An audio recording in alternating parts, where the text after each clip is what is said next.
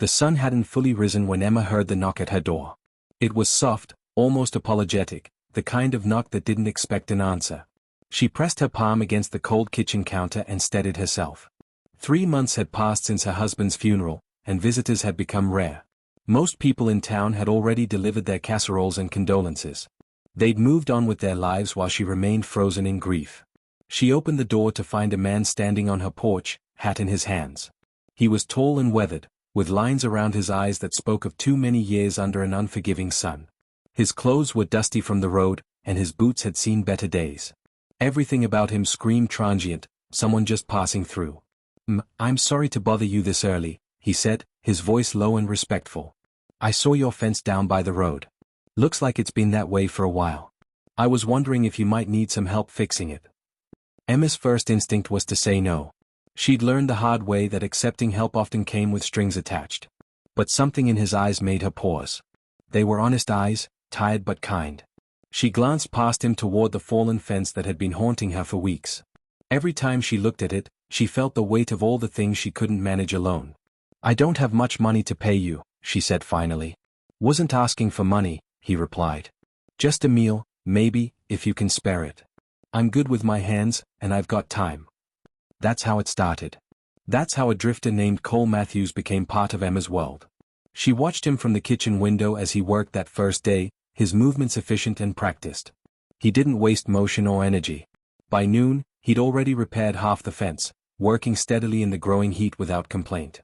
Emma made him lunch, simple sandwiches and lemonade. They ate on the porch in silence, both comfortable with the quiet. She noticed he didn't ask questions about her life or why a woman was living alone on a ranch. He seemed content to exist in the moment, expecting nothing beyond what was offered. "Where are you headed?" she asked finally. "Nowhere in particular," Cole answered. "I go where the work is." "Family?" "Not anymore." The way he said it closed the door on further inquiry. That evening, after he'd finished the fence, Emma found herself offering him the bunkhouse out back. It had been empty since her husband let the last ranch hand go 2 years ago. Cole accepted with a nod, and something shifted in the air between them. It wasn't trust, not yet, but it was the beginning of something. She lay awake that night, staring at her bedroom ceiling, wondering if she'd made a terrible mistake. Every woman in town would tell her she was crazy for letting a stranger stay on her property. She'd heard the stories about drifters and the trouble they brought. But Emma had developed an instinct for danger during her marriage, a sixth sense that told her when to be afraid. Cole Matthews didn't trigger that alarm. What she didn't know yet was that Cole was running from his own past, carrying secrets that would eventually surface like bones from shallow graves. She didn't know that his skilled hands had once held a different kind of tool, or that the fence he'd fixed so expertly was just the first of many broken things he would mend. She couldn't see that this chance encounter would transform them both in ways neither could predict. The dawn would bring new challenges, new reasons to question her decision. But for now, in the darkness of her bedroom, Emma felt something she hadn't felt in years. A tiny flicker of hope that maybe, just maybe, she wouldn't have to face everything alone anymore. The next morning arrived with the kind of light that makes everything look possible. Emma woke earlier than usual, pulled by an unfamiliar energy. She dressed quickly and headed to the kitchen, half expecting to find the bunkhouse empty and Cole long gone. Men like him rarely stayed longer than necessary. They were wind, not roots. But when she looked out the window, she saw him already working. He was in the barn, fixing the door that had hung crooked for 6 months. She hadn't asked him to do it.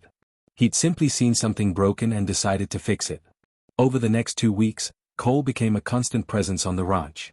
He repaired the water pump, replaced rotted boards in the horse stalls, and cleared brush from the irrigation ditches.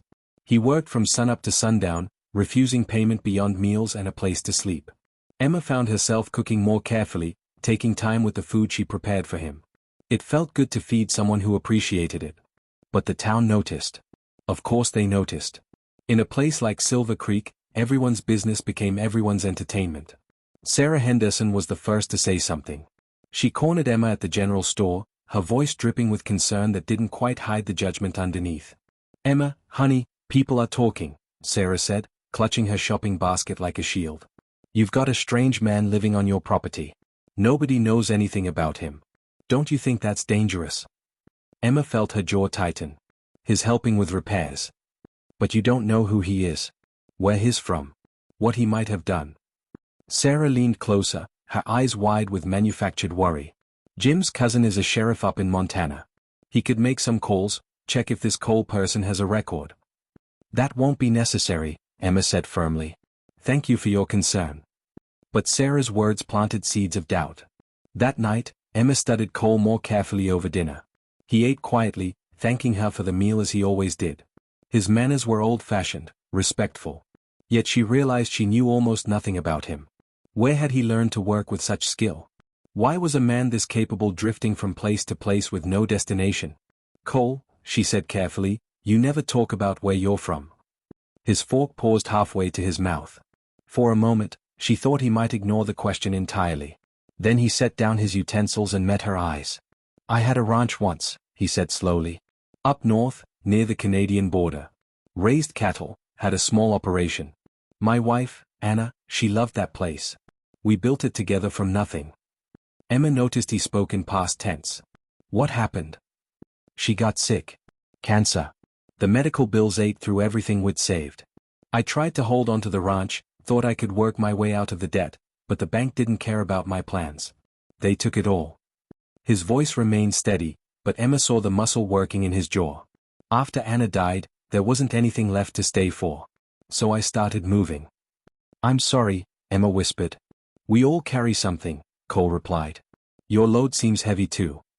She wasn't ready to talk about James, about the man everyone thought was a devoted husband but who had slowly crushed her spirit with criticism and control. People saw the successful rancher, the pillar of the community.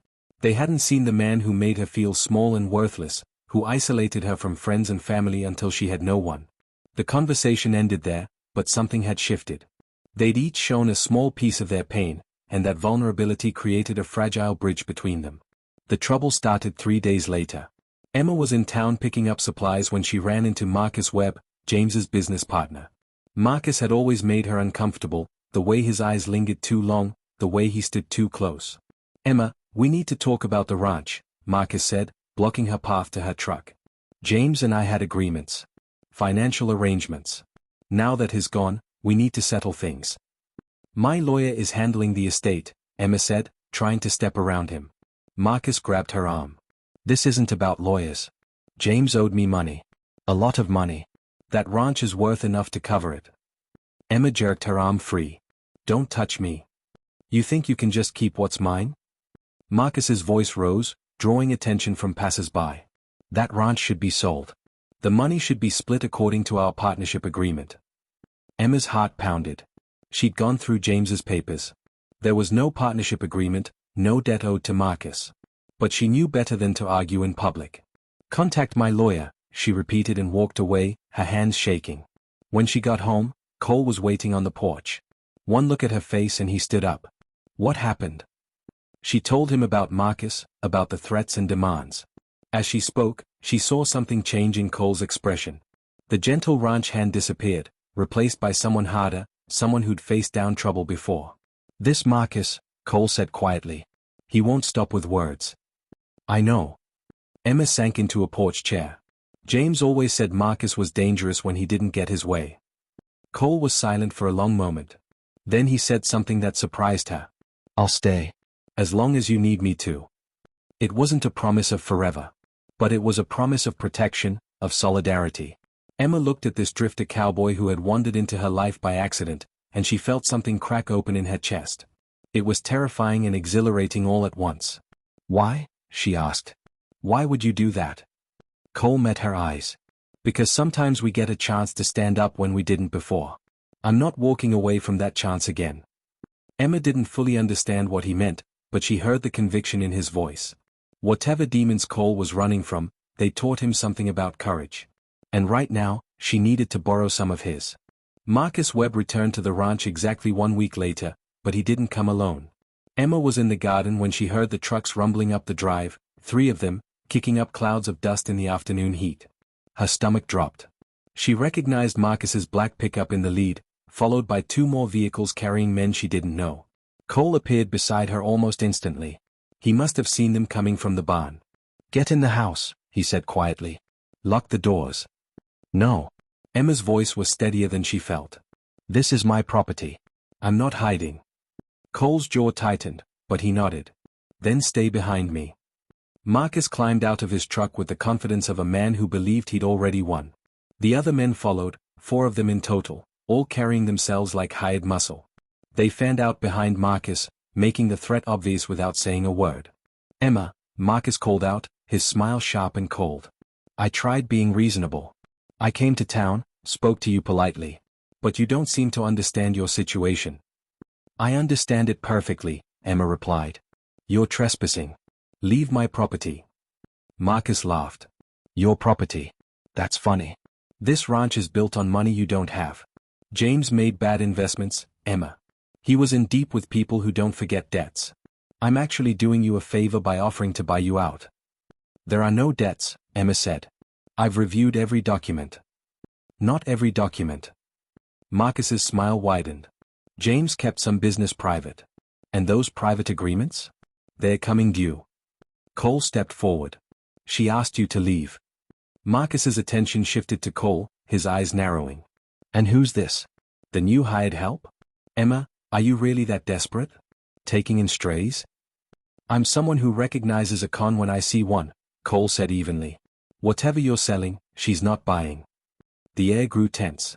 Marcus studied Cole with new interest, the way a predator sizes up unexpected prey. "You don't know who you're dealing with, friend." "I know exactly what you are," Cole replied. His voice remained calm, but Emma heard steel underneath. "I've met men like you before. You push until someone pushes back. Then you fold." One of Marcus's men moved forward, cracking his knuckles. Marcus held up a hand, stopping him. "Big words from a drifter. Let me make something clear. This ranch will be sold, one way or another. Emma can do it the easy way and walk away with something, or she can be stubborn and lose everything. Or," Cole said quietly, "you can get in your trucks and not come back." Marcus's expression darkened. "You threatening me?" "Stating facts. This conversation is over." For a long moment, nobody moved. Emma felt her heart hammering against her ribs. She watched Marcus calculate odds, weighing his options. Finally, he smiled again, but there was no humor in it. "All right. We'll do this another way." He looked at Emma. "You've got 1 week to reconsider. After that, things get complicated." They left in a cloud of dust and engine noise, but Emma knew it wasn't over. She turned to Cole, who was watching the trucks disappear down the road. "He's going to come back," she said. "I know." Cole's expression was grim. "Men like that always do."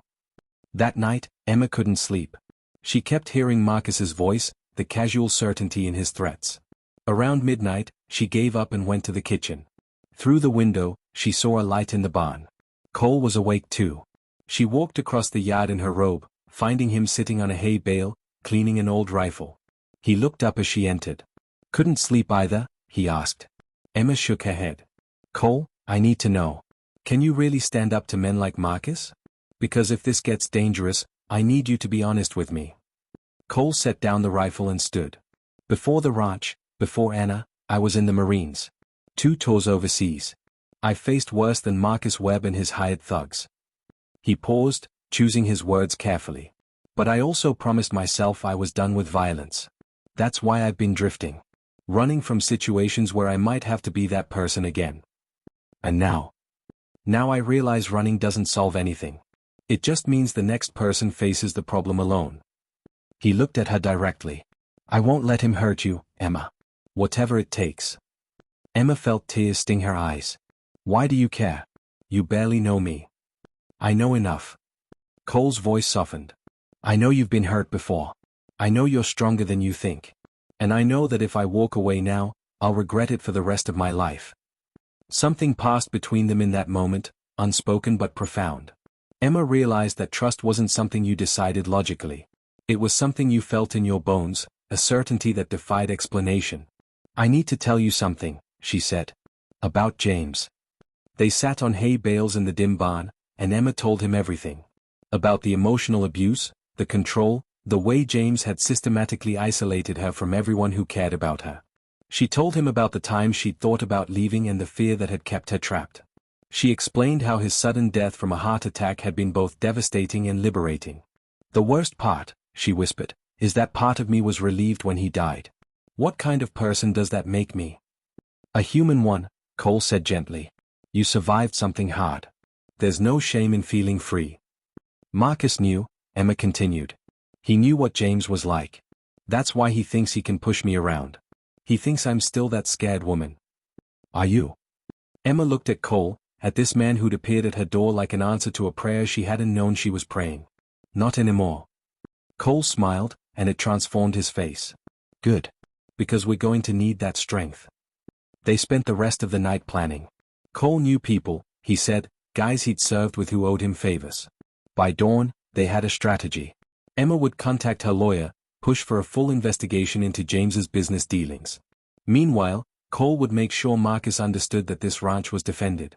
As the sun rose, Emma felt something she'd almost forgotten: determination. Marcus had drawn his line in the dust. Now she would draw hers. Whatever happens, she said to Cole, thank you. For staying. For believing I'm worth fighting for. Cole met her eyes. Emma, you've always been worth fighting for. You just needed to believe it yourself. The week ahead would test them both. Marcus Webb wasn't the type to make empty threats, and Emma knew the real confrontation was still coming. But standing in the barn with dawn breaking outside, she felt ready. She wasn't alone anymore. And that changed everything. Marcus didn't wait a week. 3 days later, Emma's lawyer called with news that made her blood run cold. Someone had filed a lien against her property, claiming James had borrowed $50,000 with the ranch as collateral. The paperwork looked legitimate, complete with signatures and witnesses. It's a forgery, Emma said into the phone, her voice shaking. It has to be. The signatures will need to be verified, her lawyer replied. That takes time. Meanwhile, this complicates everything. If the lien is validated, you could be forced to sell. Emma hung up and found Cole in the stable. She told him about the lien, watching his expression darken. He's moving faster than I expected, Cole said. He's trying to bury you in legal problems, make it too expensive to fight. I can't afford a long court battle. Even if I win eventually, the legal fees will destroy me. Cole was quiet for a moment. Then we need to force his hand. Make him expose himself. How? By making him think he's won. That evening, Emma made a call to Marcus. Her hands trembled as she dialed, but her voice stayed steady. Marcus, it's Emma. I want to talk about your offer. There was a pause, then Marcus's smooth voice. I knew you'd come around. Smart choice. I need to see the original documents. The partnership agreements you mentioned. If they're real, we can settle this. Of course. Come to my office tomorrow. Bring your lawyer if you want. Let's make this official. After she hung up, Cole looked at her with something like admiration. You sure about this? No. But you're right. We need to force his hand. The next morning, they drove into town together. Cole insisted on coming, though Emma made him wait in the truck outside Marcus's office. She walked in alone, her spine straight despite the fear coursing through her. Marcus's office was exactly what she expected, expensive, designed to intimidate. He sat behind a massive desk, looking pleased with himself. Emma. Glad you came to your senses. Show me the documents. Marcus pulled out a folder. Partnership agreement, signed by James. Loan documents with the ranch as collateral. It's all here. Emma examined the papers. James's signature looked right, but something felt off. The dates didn't align with what she knew about her husband's schedule. One was supposedly signed when James had been at a cattle auction 3 counties away. I need time to review these with my lawyer, she said. Marcus's expression hardened. No more time. You sign the sale agreement today, or this goes to court.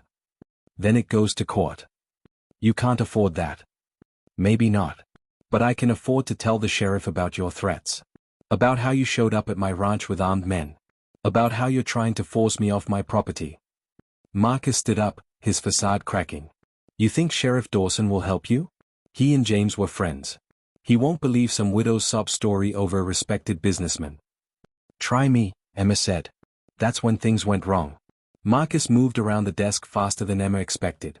He grabbed her arm, his fingers digging in hard enough to bruise. You listen to me. I've been patient. I've played nice. But James promised me that ranch before he died, and I'm going to get it. One way or another. The door burst open. Cole filled the doorway, his expression dangerous. Let her go. Marcus released Emma but didn't back down. You. I should have known you'd be trouble. Who are you really? Some boyfriend she's been hiding? Someone who keeps promises, Cole said. And I promised to keep her safe. Marcus laughed, but it sounded forced. You think you're the first tough guy to ride into town? I've dealt with bigger problems than you. I'm sure you have, Cole replied. But here's what you haven't dealt with. You haven't dealt with someone who's been recording every word of this conversation. Emma's hand went to her jacket pocket, where her phone had been recording since she entered the office. Marcus's face went pale. That's illegal, he sputtered. Actually, it's not, Emma said, finding her strength again. This is a one-party consent state. And you just confessed to making threats and attempting to defraud me. Marcus's composure shattered completely. You have no idea what you've done. The people I work with don't care about recordings. They don't care about laws. Then they can take it up with me, Cole said quietly. Because I promise you, whatever they send, I've faced worse. They left Marcus's office with the recording safely uploaded to the cloud. Emma's hands shook as they drove away, adrenaline flooding her system. That was insane, she breathed. I can't believe we just did that. You did that, Cole corrected. I just watched. Back at the ranch, they played the recording for Emma's lawyer over the phone. She could hear the excitement in his voice. This changes everything. With this evidence, we can file for a restraining order and push back on the lien. I'll contact the district attorney. If Marcus is forging documents, that's fraud. But Emma's relief was short-lived. That night, she was awakened by the smell of smoke. She ran to her window and saw flames consuming the barn. Cole was already outside, trying to free the horses. Emma grabbed her phone and called the fire department, then ran out to help. The horses were panicked but unharmed. Together, Emma and Cole got them to the far pasture while the barn burned. By the time the fire trucks arrived, it was too late to save the structure. They could only keep the flames from spreading to the house. Sheriff Dawson showed up an hour later. He surveyed the damage, his expression unreadable. Any idea how this started? He asked. Someone set it, Cole said flatly. You can smell the accelerant from here. Dawson looked at him sharply. That's quite an accusation. You got proof? Not yet, Cole replied. But we will. After Dawson left, Emma stood looking at the smoldering ruins of her barn. Everything felt overwhelming. The legal battle, the threats, and now this. She felt tears coming and couldn't stop them. Cole found her sitting on the porch steps, crying. He sat beside her without speaking, just his presence solid and reassuring. I'm sorry, Emma said. I thought I was stronger than this. You are strong, Cole said. Strong enough to cry when you need to. That's not weakness. That's being human. What if we can't win? What if Marcus destroys everything? Cole turned to face her. Then we'll rebuild. But Emma, we're not going to lose. Marcus made a mistake tonight. He escalated from legal threats to arson. That's desperation. It means we're winning. Emma looked at him through her tears. How can you be so sure? Because I've seen men like him break before.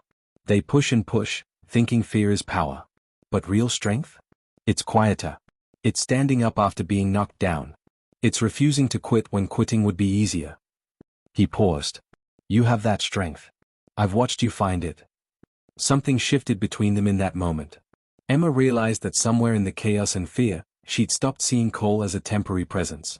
He'd become essential, someone she counted on in ways that had nothing to do with fixing fences or standing up to threats. He'd become the man she could finally trust with the parts of herself she'd kept hidden for so long. Cole, she said softly. When this is over, what happens then? His eyes met hers. I guess that depends on what you want to happen. The fire trucks had left. The night had grown quiet except for the distant sound of settling embers. In that stillness, Emma found her answer. I want you to stay, she said. Not just until this is over. I want you to stay. Cole's response was to take her hand. It was a simple gesture, but it felt like a promise. The morning after the fire brought unexpected allies. Emma was surveying the barn ruins when she heard vehicles approaching. Her first instinct was fear, but these weren't Marcus's trucks. 3 pickups pulled up, and neighbors she'd barely spoken to in months climbed out. Tom Peterson, who owned the ranch 5 miles east, stepped forward. Emma, we heard about the fire. We also heard about Marcus Webb's threats. We're here to help. Emma felt her throat tighten. I don't understand. Why would you? Tom glanced at the others.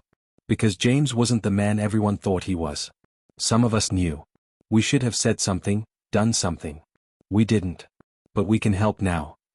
Over the next week, those neighbors brought supplies and labor. They started rebuilding the barn, refusing payment. More than that, they brought information. Tom revealed that Marcus had tried similar schemes with other widows in the county. Sarah Mitchell, another neighbor, admitted she'd seen Marcus's men watching Emma's property for weeks before the fire. "We're gathering statements," Sarah said.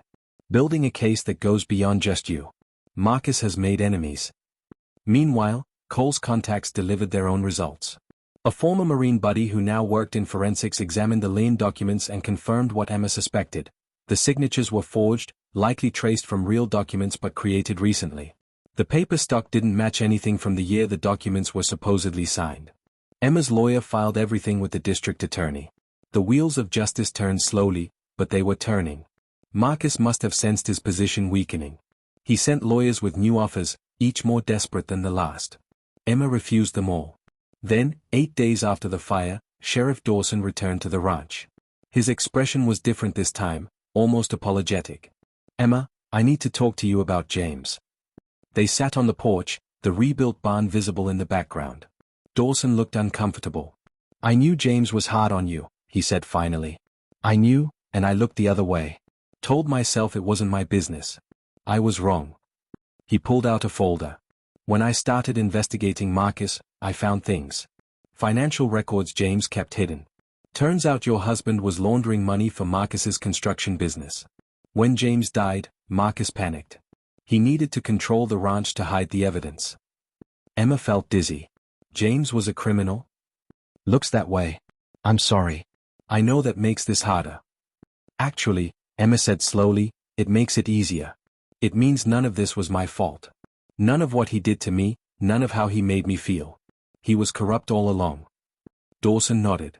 "Marcus is being arrested today. Along with 2 of his associates. The arson investigator found evidence linking them to your fire. Combined with the forgery, the threats, everything else? They're looking at serious time." After Dawson left, Emma found Cole in the new barn. He was building stalls, his movements practiced and sure. She watched him work for a moment, feeling a peace she'd never expected to find. "It's over," she said. Cole looked up. "Dawson came through?" "Marcus is being arrested. The ranch is safe." Emma stepped closer. "Cole, I couldn't have done this without you. You gave me the courage to fight back." "You always had that courage," Cole said. "You just needed to remember it." "Maybe. But you helped me remember." She took a breath. "You said you'd stay if I wanted. I'm asking. Will you stay?" Cole set down his tools. "I've been a drifter for 3 years. Told myself I was free, that not being tied to any place meant I couldn't be hurt again. But I was wrong. Running just meant being alone." He crossed to her. "Emma, you've given me something I thought I'd lost. A reason to put down roots. A reason to believe in tomorrow. Is that a yes?" "That's a yes." He smiled. "If you'll have a broken-down cowboy who showed up at your door with nothing but a toolbox." Emma laughed, and it felt like the first real laugh she'd had in years. "I think I can manage that." Over the following months, the ranch transformed. With the barn rebuilt and Cole's constant improvements, the property began to thrive. Emma started taking on boarders for their horses, building a small business that was hers alone. Cole proved himself invaluable, not just with repairs but with training and ranch management. But more than the physical changes, something deeper shifted. Emma rediscovered parts of herself that James had tried to bury. She laughed more freely. She made decisions without second-guessing herself into paralysis. She learned that strength didn't mean never being afraid, it meant acting despite the fear. Cole changed too. The haunted look that had shadowed his eyes when he first arrived gradually faded. He talked more about Anna, sharing memories without the crushing weight of grief. He started sleeping better. The ranch became his home in ways that went beyond just having a place to stay. They took things slowly, both healing from their pasts.